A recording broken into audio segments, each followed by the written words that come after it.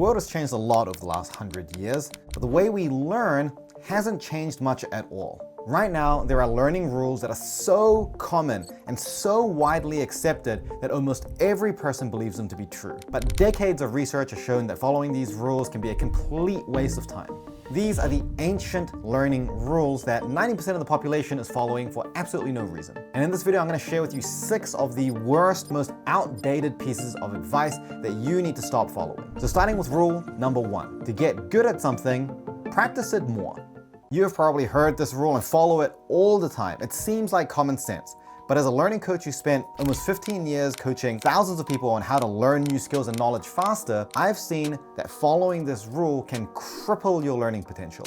Now, this rule is true to an extent. There is some strong research behind it. You may have heard of the famous Berlin violinist study in 1993, which was published by the Swedish psychologist Ericsson out at Florida State University. He studied 30 elite violinists at Berlin Music Academy and found that those with the highest level of performance also had accumulated about 10,000 hours of practice by age 20. And this idea that the more you practice, the more skilled you become became incredibly popular in Malcolm Gladwell's best-selling book, Outliers. But here's the issue. If more practice means you become more skilled, then what we should see is that the people who have greater levels of practice are in fact the greatest level of performers. But in reality, this is not the case. This is not the case at all. A really great meta-analysis done in 2014 looking at 88 different studies found that deliberate practice accounts for only a very small amount of the variation in actual performance and skill. In fields like music, games like chess, and sport, it accounted for the greatest level of variation. So up to 20% of the performance could be accounted for based on the amount of practice they had done. But this number drops to only 1% when we look at professional tasks, for example, like computer programming. So in simple terms, what this means is that if you are an everyday professional and not a competitive musician or an athlete or a professional chess player, the amount you practice only changes how good your skill level is by about 1%. And in reality, how you practice is much more important than how much you practice after a certain threshold. And in fact, Ericsson, the researcher who published that 10,000 hours study before, he himself has gone out to say that his work has been massively misinterpreted over the years. And so if you're trying to get better at something and you think the reason you're not getting better at it is because you don't have enough time to practice more, that's probably not true. What helps you more is understanding how to practice to make use of the time that you do have, which actually brings us to the second ancient rule, which says to become an expert, focus on just one thing. This idea that narrowly focusing on one domain and then just obsessively practicing over it actually originates from that same study as before, the Berlin violinist one. If you have limited hours in a day and you need to accumulate your 10,000 hours of practice to become elite, then it naturally makes sense that you should concentrate all of those hours in just one thing. Now, in more recent years, people have started challenging this a lot more publicly, largely because of a very, very popular and frankly incredible book called Range, written by David Epstein. By the way, that's David Epstein. Not related. If you haven't read Range, one of the main points that he says is that for a lot of fields and domains that don't have fixed rules and boundaries like music and sports and chess, getting good at it actually requires you to be a lot more generalized in the way that you practice. Being hyper-specialized in just one domain can actually make it harder for you to get good at it. And this is completely true.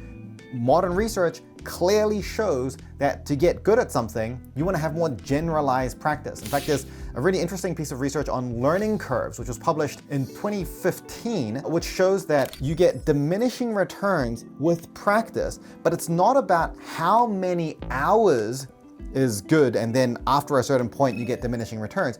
It's actually about how long you practice using the same strategy. So if you continue to use the same practice strategy over and over and over again, you start getting diminishing returns from that. And once that happens, it's actually better for you to change the strategy or change the angle. And so what I see as a learning coach is that a lot of people will learn new skills, and during the first maybe 100 hours of practice, it's an arbitrary number, but during that time, they may get really, really good results and good progress practicing a certain way, and then they plateau. But the reason they're plateauing is because they're just practicing it the same way. They're not applying it in different contexts. They're not challenging themselves, and they're not realizing that the thing that is holding them back now is not the same thing that was holding them back 100 hours ago. So the way we practice needs to accommodate for that. And so when you practice your skill in lots of different ways, not only do you improve that skill faster, but you also start building conditional knowledge, which is understanding when to use different types of skills in different contexts. And it's this conditional knowledge that really separates an expert from essentially just a really good technician. As a takeaway for you, a quick tip that you can use in your own practice is to just have a learning log and just track 3 things: what you are practicing, why you are practicing it in this way, and what you are learning from that practice. If you're not clear about what you're practicing, it means your practice is likely gonna be too random. If you don't know why you are practicing it in that way, it means that your brain is not ready to receive the learnings from that. Taking the time to build a clear rationale for what type of practice you think is going to be effective for you is what allows you to refine your practice strategy over time. And if you're not learning anything from your practice, it suggests that you are hitting diminishing returns and you need to reevaluate your practice strategy or your rationale. Now, so far, these have been 2 learning rules around learning skills and developing competence. But what about when it comes to learning new information, gaining new knowledge? This is where ancient rule number 3 comes in, which is to learn something properly, seek to understand, not to memorize. Growing up, going through school, I heard this all the time. Memorizing is not real learning. Understanding is real learning. And I'm not saying that this is wrong, but the way that people interpret this is very wrong. So yes, memorization is bad. It's undesirable. For most of human history, up until pretty much the very early 1900s, learning in the entire education system was all about rote memorization. And it's the work of some really great researchers and academics like Dewey, Bloom, from Bloom's taxonomy. They pushed back against this really hard, and they got people to really focus on just trying to understand to create learning rather than just rote memorization. So what's the issue with that? Well, the issue is that most people still believe this to be true. But research from around the 1970s onwards, and especially accelerating through the 80s and 90s, found that seeking to understand something is actually not a very efficient way of understanding something. This was, for me, one of the most powerful realizations and frame shifts, both as a learning coach, but also in my personal journey, trying to become a more efficient learner. Let me draw this out for you. In order for your brain to create a strong and robust memory using the data and information it consumes, your brain has to do something which is called deep processing. Deep processing is basically your brain creating meaning out of this data. It's looking for patterns, it's connecting things, it's developing what in the research we call a schema for understanding. And so when your schema is well connected, it's an entire network, it's stronger. The memory is more durable, which means you forget it less easily, and you can use that knowledge and that memory for more complex problem solving. And the outcome, the symptom of when you do this deep processing and build durable, high quality memory is that you develop understanding. This understanding is a symptom. It's a byproduct of the deep processing. Now, the alternative to deep processing is called shallow processing. But this is basically when you're not really thinking about the information very deeply, and the neural patterns of thinking that your brain is going through are not very effective for producing memory. So here, the memory that it creates is often very weak, very fragile, very brittle. It means that you're going to forget it more quickly. You're needing to spend more and more time just constantly relearning things because you can feel that this knowledge is slipping away. And even when you can recall it, you're not really going to be able to use that in many ways other than just sort of regurgitating the fact. Now, when we come to memorizing or just kind of repeating something over and over again until it sticks, this is an example of shallow processing. In fact, it doesn't really get more shallow than this. And so what this means is that no matter how much you do this rote memorization, the memory that you build is never really going to be that good. It doesn't matter how many times you use a broken, bad machine, the product of that machine is always going to be faulty. And the counterintuitive part, which I've been talking about for years with controversy, even though it has been well established in the research for decades, is that when you try to understand something that you're reading, that's your focus, you're reading something and you are just trying to understand it. This does not invoke deep processing. So intent to understand, even though it's slightly deeper than rote memorization, it is still shallow processing. And in fact, if you want to understand something that you are hearing or reading, you don't even need to want to understand it. There's a great piece of research that was done in 1969 where the researchers got a list of words and they got the participants to try to understand and remember this list of words. They then got another group to just rate whether the word felt pleasant or unpleasant to them. And so this might seem like a very random experiment to do. What does rating the pleasantness of a word have to do with learning? Well, the thing is, when you rate whether something is pleasant or not, you are actually having to compare that word with lots of other things. Your perception of that word, your prior experiences, what is important or pleasant or unpleasant for you. And so it forces you to think about that word in the context of lots of other ideas. This creates a mini network, a mini schema. And so this is a easy entry-level way of accessing deep processing. And the thing is, this second group that was rating based on pleasantness, they were not instructed to try and remember the list at all. The researchers then measured the recall on that list of words, and they found that the group that was simply just rating the words on pleasantness performed at the same level or better than the first one, whose entire purpose was just to try and remember and understand the list. And so the takeaway for you is that it's not that memorization is not real learning and understanding is real learning. Memory and understanding are byproducts of real learning. Real learning is about making comparisons and evaluations and forming networks of connected knowledge. And any strategy that allows you to achieve that is going to be more effective than any strategy that does not achieve that. And what I'll do in the description below is that I'll leave a link to some of the strategies that I think are the best, the easiest to learn, that you can kind of pick up in just a few minutes, that I think are really impactful. I've been using them in my coaching for a long time, but they allow you to tap into that deep processing. So the link is, oh wait, the link that you see is to my newsletter. Oh, that's because my newsletter is where I teach some of those strategies. And it's completely free to join. I send these to you every week. They are completely written by me, and they are the key, most important insights and strategies that I think that if you are on this journey of learning to learn, this is what I wish I knew 15 years ago when I was first starting. If you found this video insightful so far, you're gonna love the newsletter. So if you wanna join, the link is in the description below. Now, continuing on from this theme of things we learn in school that we really need to unlearn is rule number 4. To remember what you learn, write it down.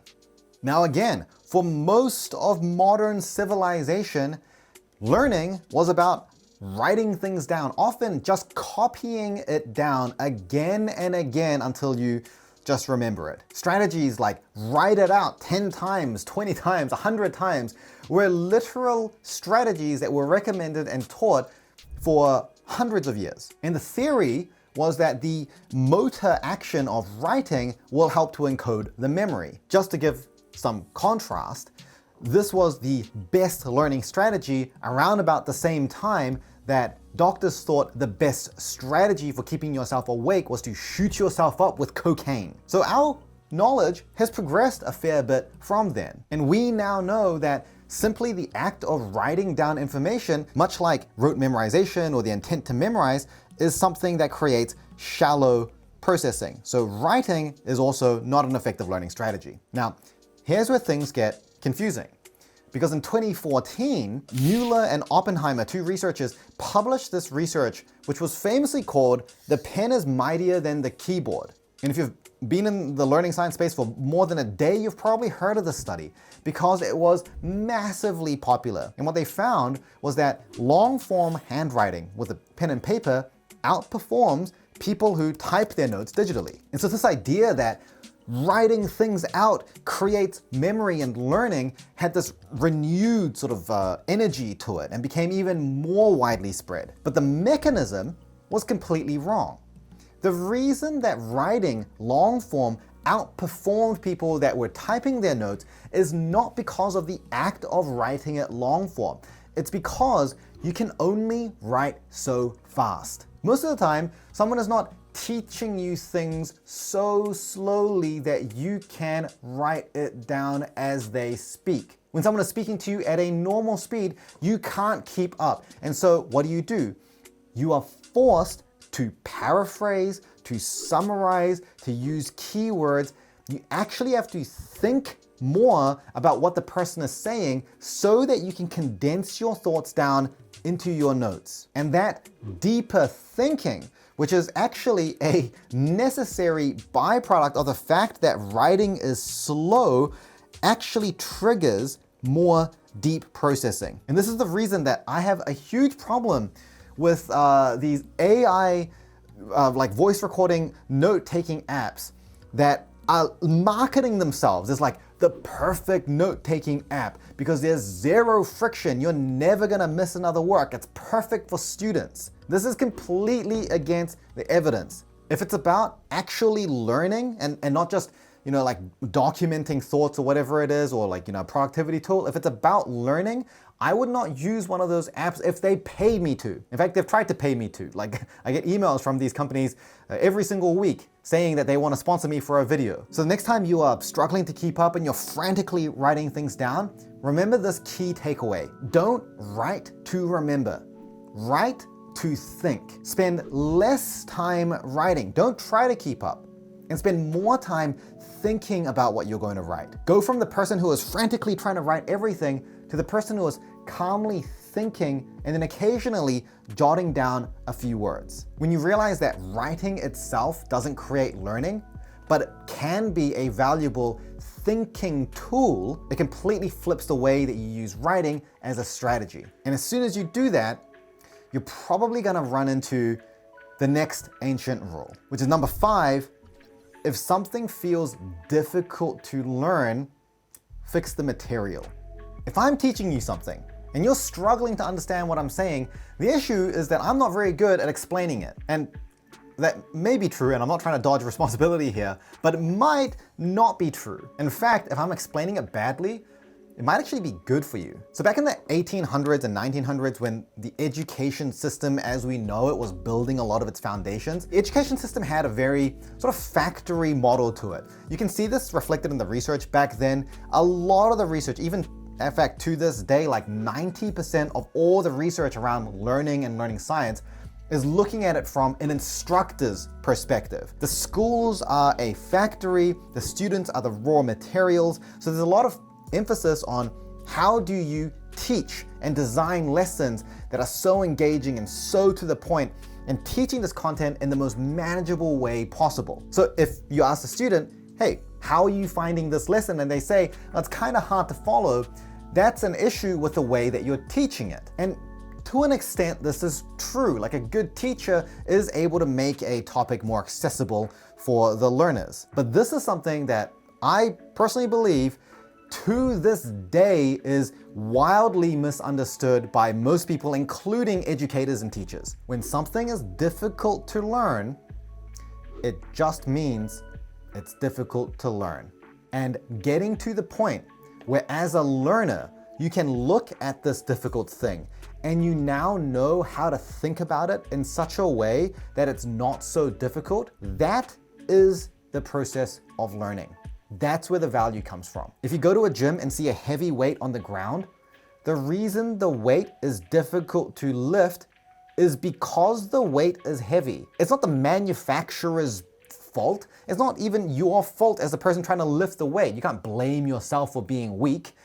I mean, you can if you have a really toxic approach to motivation, I guess. But the strength you gain from training to be able to lift that heavy weight is actually the whole point. And there's a lot of great research around Vygotsky's zone of proximal development, or John Sweller's cognitive load theory, which explains that effective learning involves discomfort and a lot of thinking and mental effort. And all of that is actually necessary for your brain to form these durable memories. The idea that you never learn how to do this deep processing well if you're always in the shallow end of the pool. Now, you might say, but Justin, if a topic is difficult and a great teacher is able to make that more manageable for me, help me to enjoy it and navigate through that, I'm still learning how to think about the topic. It's just that it's easier for me to learn how to think about the topic because the teacher is teaching me how to think about it. And that's completely fair. And to that, I would direct you to an incredible study from 2010 by Carolyn West called Does Professor Quality Matter? In this study, they got a bunch of Air Force Academy students who were taking classes like introductory calculus, and they measured two things. First of all, how well do they rate their professors? And number two, how well do these students perform? As you might expect, the professors who made things more manageable, who made it more interesting, got higher ratings. And these students of those professors did better in those courses. The students who were taking introductory calculus, but with professors that taught it in a really tedious, difficult way, they didn't do very well in that course. But here's where it gets interesting. They then did a follow-up to see how those students perform in later, more advanced calculus. And what they found was the opposite. Students who were in the higher rated professor's class actually underperformed in the more advanced stages. And so the idea is that when you're going down and learning something for long enough, at a certain point, it's going to be difficult. It's going to be so difficult that it doesn't matter how hard someone else tries to make it easy for you to understand. If you haven't figured out the patterns of thinking and deep processing to allow you to make sense of that and form durable memories, you're going to struggle when it gets to that stage. If you're learning to swim in the shallow end of the pool and you never take your pool floaties off, you are going to drown in the ocean. It is only by learning the patterns when it is easier that we gain the skills and tools to succeed when it is harder. Now, FYI, there's a lot of nuance here. It's not like there's no such thing as a good or a bad teacher, but getting into all of that nuance is a little bit much for this video. So what's the takeaway? What does this mean for you? It means the next time you're learning something and you feel that it's difficult to understand or it's hard to manage, don't blame the material, don't blame the resource or the textbook or your teacher or your mentor or your supervisor or your job conditions. Instead, what you want to do is you want to try to deliberately unlock new patterns of thinking that might stick and be more compatible with this topic. And two great strategies that you can use to do that is creating analogies and trying to teach it in a simplified form. The reason these two strategies are, number one, so famous and well recommended, and number two, genuinely effective, is because when you create analogies or you try to restructure something to teach it in a simpler way, it forces you to evaluate the material and look for these patterns. And of course, instead of trying to just force your pattern of thinking on topic, when you deliberately look for the patterns that are in a topic, you're more likely to see those patterns. If you've ever taught something to someone else, and then that experience of teaching it gave you a light bulb moment, that's why. Now, this final ancient learning rule is one that I think is actually the most important because it can actually be life-saving. When we think about getting better at something, when we think about an expert, one of the hallmark features of an expert is that they have great intuition. The thing that for a novice, they need to spend hours, days, even weeks trying to figure out, the expert is able to just intuitively understand and come to that same conclusion. And in order to get to a point where you are that expert with that level of intuition, you need to accumulate a huge amount of experience. And this is the final ancient learning rule. Number 6, get more experience to build better intuition. I come from a medical background. I used to be a doctor. And in medicine, pattern recognition and intuition goes a very long way. When someone comes into the emergency department and they have a certain constellation of signs and symptoms, and you intuitively connect the dots and understand this person may have this condition, that could save their life. On the other hand, if you didn't connect those dots, you may miss this. And one of the things that I felt was incredible especially as a medical student, learning from these senior doctors, was how quickly they were able to just see those patterns. And so there is a question: how much better objectively is their intuition from mine? And how much experience exactly is required to get it to that level? And of course, just more experience isn't gonna lead to that. That's pretty obvious. So what kind of experience would allow me to build that kind of intuition more quickly? And there's actually a landmark paper that was published in 2009 by two incredible researchers called The Conditions for Intuitive Expertise. This was published by Kahneman and Klein, which, by the way, this is like the Avengers of cognitive science coming together to co-author this paper. And the thing that makes this particular paper so interesting is that these two researchers are on sort of opposite ends of the spectrum. Kahneman is famous for publishing and researching around cognitive biases. The idea that the human brain is riddled with so many of these biases that any judgments that a human forms is almost always going to be biased, and it is incredibly difficult to escape those biases. He's basically saying intuition is frankly overrated. Klein, on the other hand, is famous for researching that intuition is real and experts do have true, valuable, accurate intuition that they've accumulated across the years. And what they found was that experience always produces confidence. Experience does not always produce competence. And there are some conditions that are necessary for experience to translate into accurate intuition. And there are two conditions. The first one is that you need to have a high validity environment. This means that there has to be very stable patterns and stable cues. The cue can always be interpreted in this way. And so domains like chess, accounting, firefighting, these are situations where there are very clear cue interpretation pairings. And so intuition builds with experience. You get better at recognizing the cues. The interpretation is always pretty stable. You get faster at making those judgments. On the other hand, a low validity environment means that that cue interpretation pairing is much weaker or more variable. So a great example of this is stock trading or stock picking. In fact, research famously actually shows that experienced stock pickers are no better at predicting the outcomes of their trades than complete novices. But like I said, experience always produces confidence. So experienced traders are often more confident in their predictions, even if they have the same chance of being wrong. So that was the first condition, the validity of the environment. Now, the second condition is actually having the opportunity to learn. So if you are a firefighter, for example, and you assess that a situation is dangerous and then the floor collapses, you are immediately getting feedback. If you're a chess player, you make a move, your piece gets captured, you immediately got feedback. Now, let's say that you are a clinical psychologist and you're recognizing a certain cue from the way that they're speaking, the things that they're saying, certain behaviorisms that make you think this is the interpretation. You may not get feedback on whether that was accurate or not for weeks. And between now and then, there are so many other factors and variables at play. It becomes very slow and difficult to get accurate feedback, which means that the amount of experience you actually need to develop accurate intuition goes up exponentially. And so what does this mean for you? How can you develop faster, more accurate intuition? Here's the takeaway.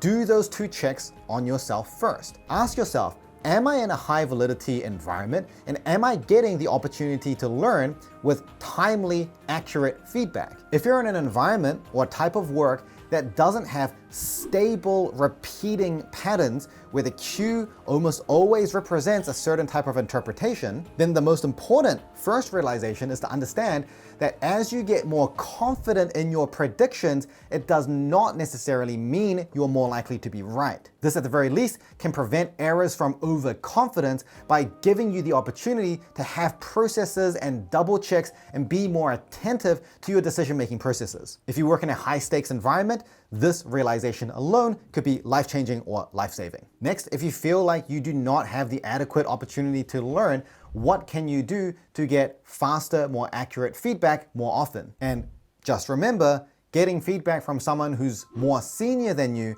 doesn't necessarily mean that their intuition is more accurate than yours. So you do have to be careful on how you interpret that feedback. One of the frameworks that I use myself, and also in my own team, we use this type of language, is how confident are we in our conclusions? If I do well at something, how confident am I to say that it's because of this reason? Could it be any of these other factors as well? This, again, prevents us from making the overconfidence error of attributing our success or failure to a particular factor just because we intuitively think that that's the reason why we did good or bad. And even if the feedback is hard to interpret, going from no feedback to some feedback, or going from delayed feedback to less delayed feedback, is usually going to be better for your learning rate. And as a learning coach, I see this very clearly all the time.